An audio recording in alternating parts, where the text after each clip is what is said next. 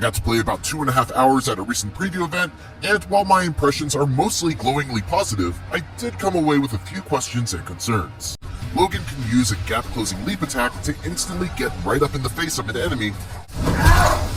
That kick ends up being one of the most defining aspects of Wolverine's combat, as you can use it to both knock enemies off cliffs or into walls, and once they're stunned against a wall, you can utilize a highly damaging barrage attack that will generally defeat an enemy right away. On the defensive side, Wolverine is a parry-driven game, so you'll always need to have your finger hovering over that L1 button, ready to press it on a split second's notice, because enemies do not wait around for their turn. They are very aggressive, and while the fodder baddies can be dispatched fairly easily, most of the cybernetically enhanced ones have very sturdy defenses that strongly encourage you to parry their attacks in order to open them up.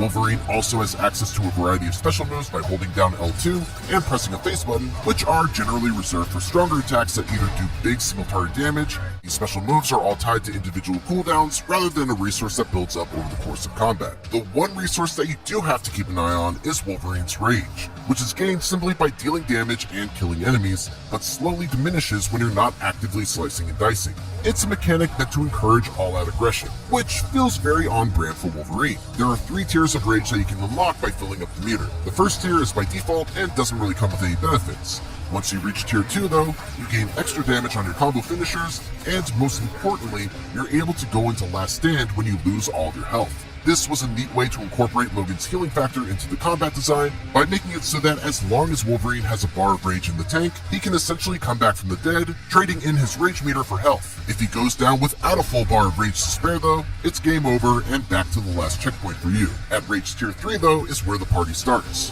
Once he hits that rage threshold, the background turns gray, the enemies get highlighted in red, and all of Wolverine's attacks do dramatically increase damage, with most weaker enemies being executable immediately.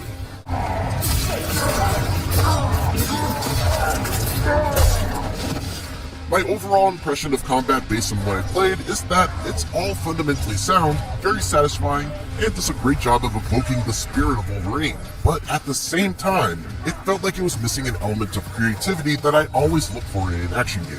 One of the joys of Spider-Man's combat, for example, was all the fun things that you can do that weren't necessarily the optimal way of clearing out a combat encounter, but allowed you to break away from the monotony of just punch, parry,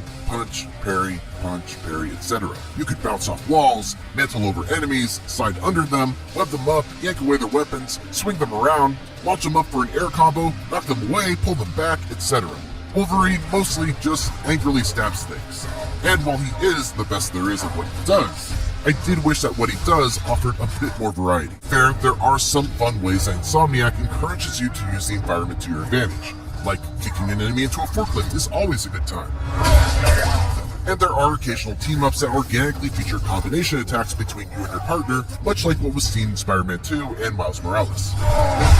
But on a base level, I do have some concerns about how Wolverine's combat will remain engaging throughout the entire campaign. It's certainly possible for that depth to be uncovered as I get deeper into the game.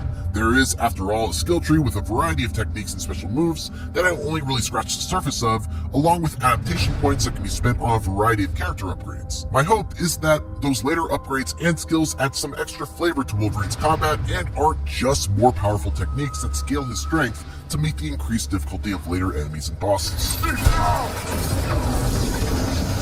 Interestingly, the thing that impressed me the most about Wolverine was actually the direction of the story. You've got Wolverine on a team with Mystique and Sabretooth during a time before the forming of the X-Men, with the addition of Jean Grey and Nathaniel Essex as 2 people that are very important to Wolverine, but also have 2 very different worldviews.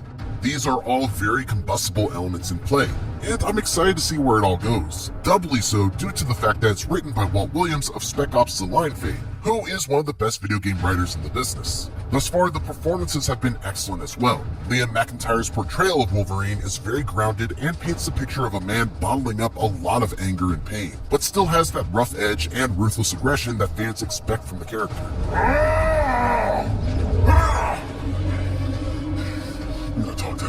I only got to see a little bit of Troy Baker's Nathaniel Essex, but so far, it's shaping up to be yet another memorable and nuanced performance in his stacked resume. I got to see different sides of both Mystique and Sabretooth than what I'm used to, but you ain't ever coming back. and I'm very much looking forward to seeing where Nicole Pacent and Brett Gibson take their respective characters. You find Essex yet?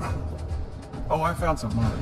While much of the demo was spent with Wolverine snarling, growling, and prowling as he found new baddies to stick his claws into, there was one notable section that was much more quiet and subdued, and actually ended up being my favorite stretch of gameplay. In it, Wolverine wanders through Lowtown, which is a bit of a safe haven for mutants to congregate. I was able to strike up conversations with fellow mutants, engage in some not-so-friendly arm wrestling with Sabretooth, play a revealing game of Never Have I Ever with Mystique, and even find a handful of Easter eggs tucked away. It was a welcome reprieve from all the action, and I hope that there are more moments like this where I get to learn more about the characters that inhabit the world. I just needed some space from everything. Yeah. Overall, I walked away from my time with Wolverine impressed, but not thoroughly blown away. It's clear that Insomniac is still holding a lot of cards close to its chest with regards to the story, and that's the element that has proved to be the most interesting to me so far. Combat absolutely nails the spirit of Wolverine and is very fundamentally sound, but leaves me with some questions as to how it will hold up over the course of the entire campaign. We'll see how it all pans out when Wolverine releases on PlayStation 5 on September 15th. For more recent previews,